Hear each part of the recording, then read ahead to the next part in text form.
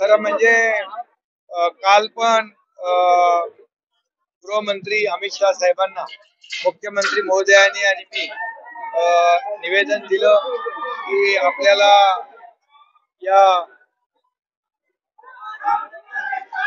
आपत्तीमध्ये संकटामध्ये शेतकरी सापडले त्यांना मदत केली पाहिजे।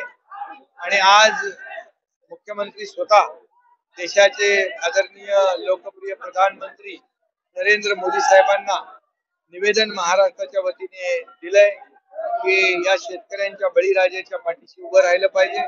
बळीराजाच्या डोळ्यामध्ये आता अश्रू आहे आणि ते पुसण्याचं काम सरकारने करणं आमची जबाबदारी आहे। राज्य सरकार तर पूर्ण मदत करणार त्यांना, या मदतीमध्ये कुठेही हात आकडता घेणार नाही। थोड्या अटी शर्ती ज्या आहेत थोड्या बाजूला ठेवायला लागल्या तरी त्या ठेवल्या जातील, अटी शर्ती शिथिल केल्या जातील, परंतु शेतकऱ्याचे झालेलं प्रचंड नुकसान जे आहे त्या नुकसान झाले त्यामुळे शेतकऱ्यांच्या मागे राज्य सरकार उभं राहील। आणि आदरणीय प्रधानमंत्री महोदय देखील नेहमी शेतकऱ्यांच्या पाठीशी उभे राहिलेले आहेत, शेतकऱ्यांना नेहमी मदत केली आहे। शेतकरी सन्मान योजना या ठिकाणी मोदी साहेबांनी सुरू केली आणि दर वर्षाला 6,000 रुपये शेतकऱ्यांना कायमस्वरूपी देण्याचा निर्णय घेतला। तसाच निर्णय राज्य सरकारने देखील नमो शेतकरी सन्मान योजना करून घेतला।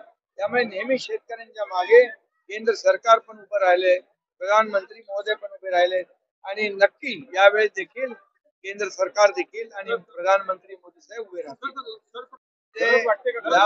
यामध्ये संकट एवढं मोठं आहे की अशा वेळेस शेतकऱ्यांना जेवढी मदत करता येईल तेवढी कमी आहे।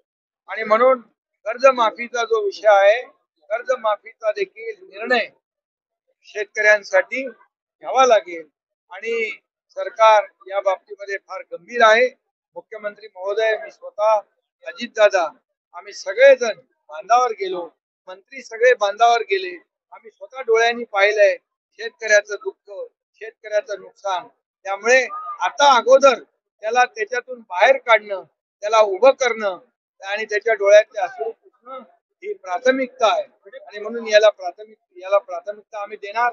आणि कर्जमाफीचा जो विषय आहे तोही निर्णय सरकार नक्की घेणार आणि शेतकऱ्याच्या मागे सरकार उभं राहणार। ठाकरे आपला दवाखाना मुख्यमंत्री मी असताना तो निर्णय घेतलेला आहे आणि बाळासाहेब आहेत, ते बाळासाहेबच राहणार, हिंदू हृदय सम्राटच राहणार।